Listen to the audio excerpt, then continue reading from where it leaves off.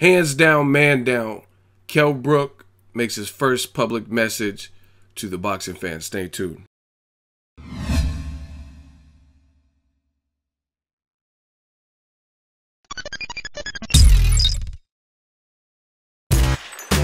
Boxingego here. If you like this video, make sure you hit the like button and also subscribe to the channel and hit the bell icon on the top of your screen to get notified when the latest new content drops.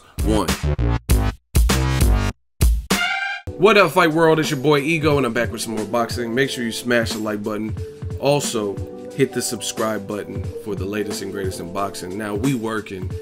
2017 has been phenomenal. We're getting the fights that we need as a boxing public per division. Joshua Klitschko, heavyweights, 2 top welterweights, Kell Brook, Errol Spence.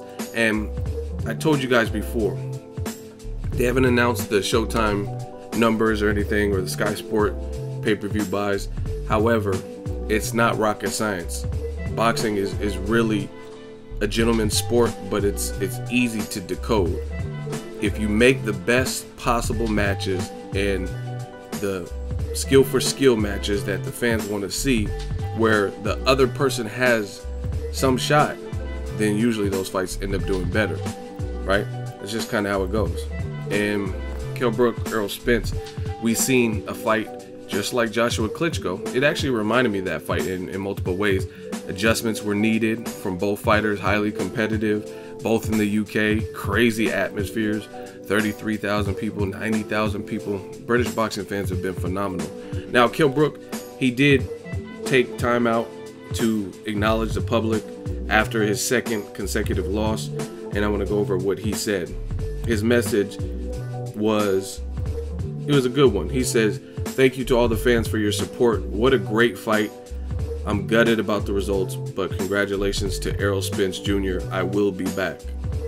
I'll be back." On some Arnold stuff. So, I want to know what you guys think. That's the first time he's really responded. I haven't seen any post-fight press conference or interviews from Kell Brook, so I'm assuming after the eye damage, they took him to the hospital, so he had to get checked out. He had to get checked out to make sure everything's on the up and up and pass his medical tests and stuff. Errol Spence did a press conference, and I like this fight, man. This was a meaningful fight, and it needed to happen. There's so many things I could say about it. Some people are throwing shade and still hating, like, I'm not impressed. But you got to give the man credit. One, Errol Spence Jr. went to hostile territory, 33,000 people against him. I know I'm exaggerating because some people may have been from the UK but liked Errol Spence and wanted him to win or whatnot. But roughly, you know what I mean? There was boos and things like that, and you're in another man's territory. That's the skinny of it. He did that. He had never fought anyone remotely close to a Kell Brook. Never fought for a title before, and he was tested. And to me, this is, I talked to my man Joey Spencer through text, who's out in France. Tony Yuka has his heavyweight fight, so him and his pops are out there gearing up for that particular fight. But I was talking to Joey through text, and if you don't know who he is, check the channel. I got some great interviews. I mean, the kid is smart. He's a boxer, and he knows boxing from the Midwest. Now, one thing that Joey Spencer said that we were agreeing on, or we agreed on everything regarding this fight, is he basically likes the adjustments that Errol Spence Jr. made, those championship level adjustments. And that's kind of what it goes into. I mean, anybody with a set of eyes would be able to tell that in the early rounds, the momentum was for Kell Brook. And that's what we want to see from fighters. That's what we want to see. Like, if Errol Spence went out there and Kell Brook didn't look sharp, or he didn't look the same and didn't test him, then people would easily say, oh, it's the Golovkin fight. But Kell Brook looked to be the bigger man in terms of like mass. It looked like he made weight good, and he started off extremely sharp, right? And he came up short. Errol Spence made the adjustments. He had a second wind, and he made the proper changes to his game plan. And about round 6 was when I personally started noticing the ebb and flow shifted towards the truth side, the man down side. Before that, it was very close. Some of those rounds were hard or swing rounds, but Kell Brook was aggressive. He was spot on. He had accuracy. You know what I mean? He had the precision. He was getting off first. He didn't look afraid or timid. Energy levels were good. As far as this post-fight, it's a hard loss. Shout out to my writer, Bakari Simpson. The link is in the description so you can check it out. But he did the epilogue for the site regarding this fight. Great stuff. We're working hard, man, trying to give you guys top-notch, high-quality, top-shelf boxing. And I think it's really unanimous from objective fans. This was a good fight. This was a competitive fight, and this is what we needed. And to me, I'm gonna tell you guys how my brain works. I learn more in a tough fight like this than I do if someone's not fighting the right competition, or if someone blows someone out of the water and their first game plan works. This shows me more about the person. Therefore, my respect level for their fight game actually increases. Like I said, the fact that Kell Brook was looking sharp and landed some good shots. Okay, people who had questions about Errol Spence Jr.'s chin, maybe some of those questions are answered, right? Now, he has to keep, that's the thing with being a champion now. You have to keep proving over and over, like Floyd Mayweather, like Pacquiao, prove over and over and over again that you're a force. But this, to me, answers more questions than Pacquiao Jeff Horn will, for example.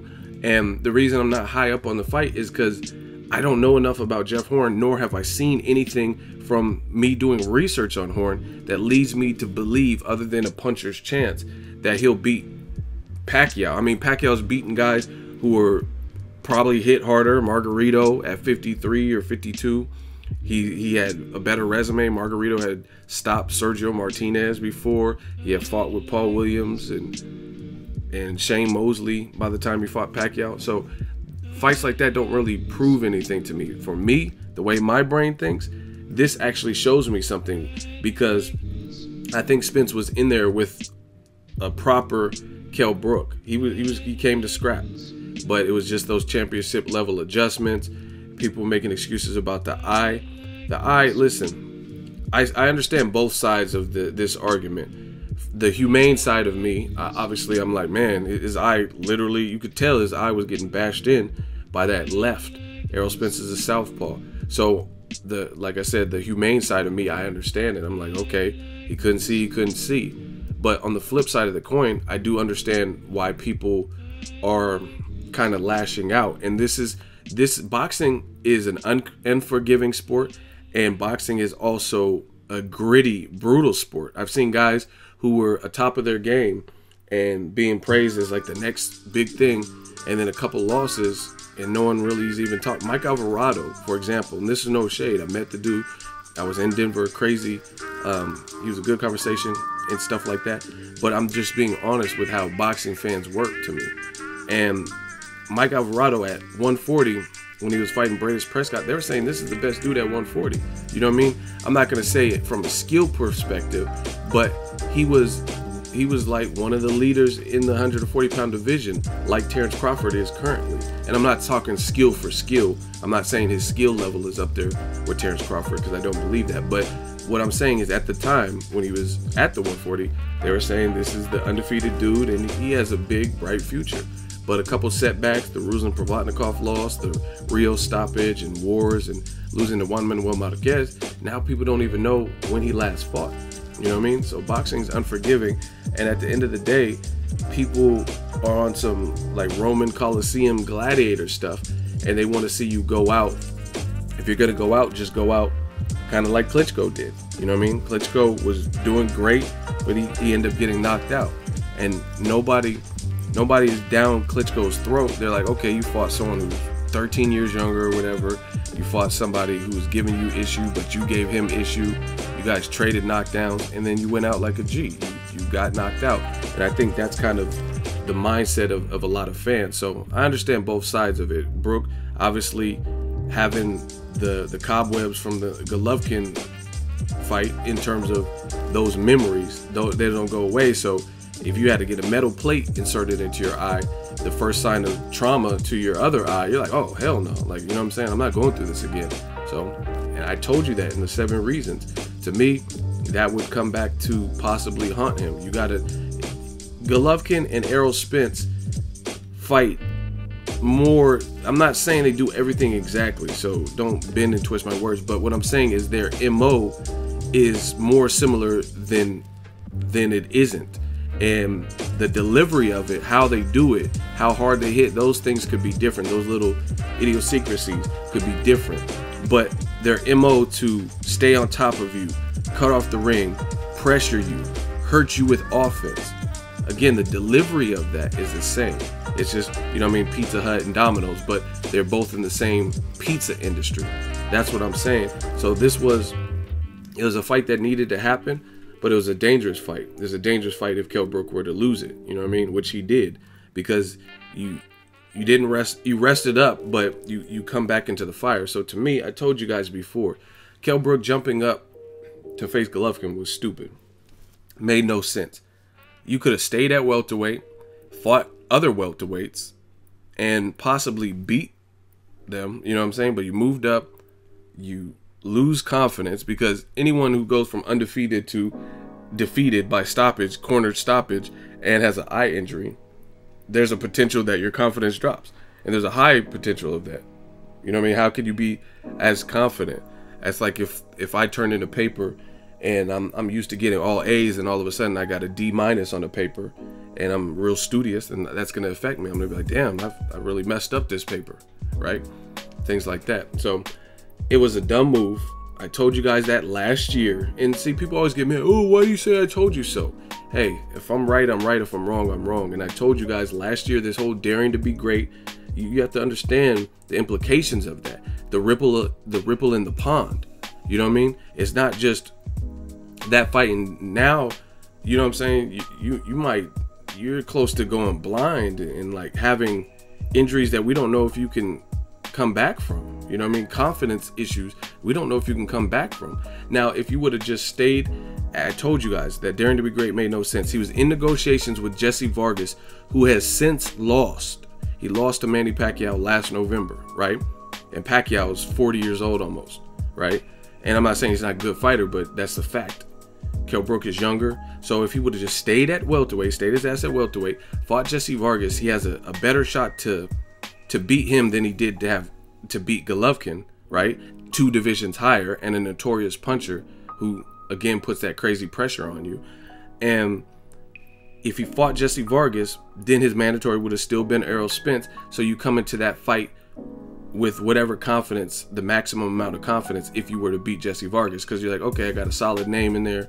Jesse Vargas is a recognizable face, this and that, and I'm still the welterweight king. So you come in there with full confidence, no injuries, no surgery, and whatever happens in that fight. And even if Errol Spence stopped him after fighting Jesse Vargas, if that would have happened, then that's only 1 loss instead of back-to-back KO losses. So that's just my opinion, and I've been very consistent on it. I told you guys this last year before I even knew of this fight was actually happening, and obviously it needed to happen.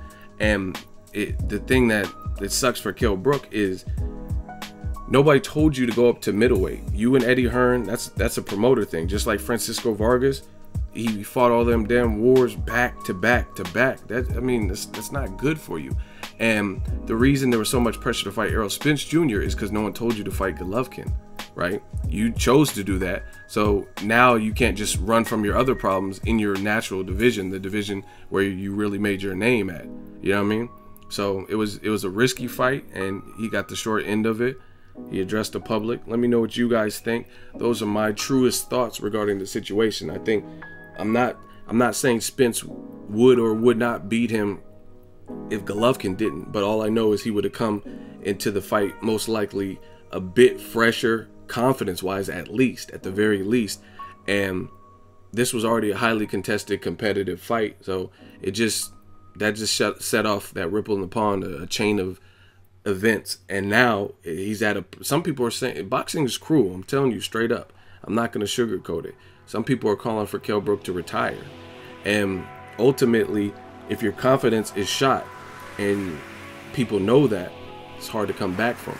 People get gassed up. I give it to you guys real. Lucas Matisse, he had a very similar situation, except he got stopped 1 less time than Kell Brook. He has losses and he got his eye messed up versus Danny Garcia, which I'm sure hurt his confidence. But he then went on to beat John Molina Jr., and then he lost to Victor Postal. Same setup, quit, eye injury. He's like, man, I felt something in my eye pop. I'm not doing this. He was on one knee and quit, just like Kell Brook, right? Let's make no mistake about it. Kell Brook kind of surrendered, got beaten to submission, and he came back against Emmanuel Taylor. However, many people didn't give Emmanuel Taylor a shot. You put Broner, you put Sean Porter, you put any other top welterweight, Errol Spence with Lucas Matisse, or whatever the situation is, he may have some of those nightmares come back. You know what I mean? Against a guy that you're hitting harder than and superior to in most departments. Better resume, better wins, better power, right? Good boxer puncher. Then you've seen him look good on the Canelo Chavez Jr. card. But I'm telling you, it's hard to bounce back from that. So it looks great for Lucas Matisse. Oh, he's back. The machine is back. But we don't really know that. And I tell you guys that stuff all the time. I look at this game from a realistic set of lenses. And the only way we could tell if someone's back after suffering a loss like that, or quit, because sometimes you quit again, right? Look at Victor Ortiz. He didn't quit one time and then that was just a wrap. Like, oh, the Maidana thing, that was a fluke. He quit in other fights, like Josecito Lopez. He's like, oh, jaw broke? No, I'm out. I can't continue, right? You look at his fight with Floyd Mayweather. To me, that's a form of quitting. If you can't hit your man, you get so frustrated, you do something that's clearly going to get you points deducted or get disqualified, you quit.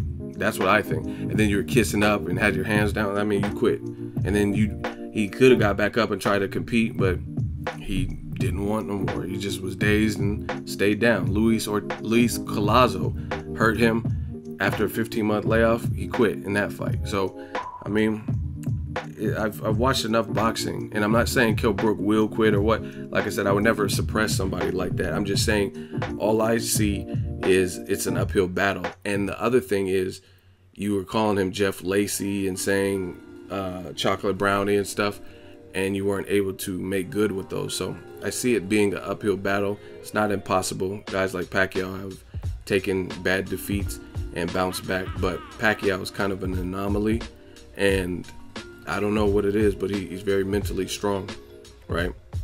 Maybe coming from poverty, selling cigarettes and donuts, whatever it is. But that's Kell Brook's message to the fans. I want to know what you think. I really believe, and I said this on the live stream I did with you guys yesterday, Kell Brook, he says, I'll be back.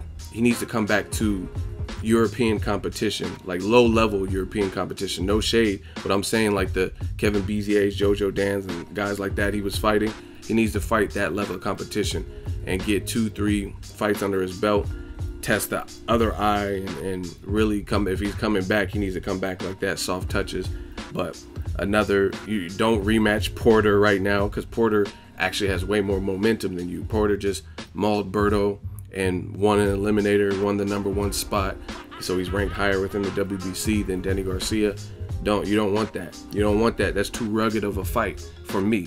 This is just me playing promoter. Let me know what you think. Drop it in the comment section. Make sure you share the video, like the video as always. Hey, comment, and subscribe. Till next video, it's Ego signing off. So if you enjoyed this video and want more content like this on the channel, you can show your appreciation by going to the PayPal donate button or the YouTube support button. And you can donate any amount that you feel is equivalent to the value of this video. Much more to come. Thank you guys for your support. Boxingego, the future of boxing.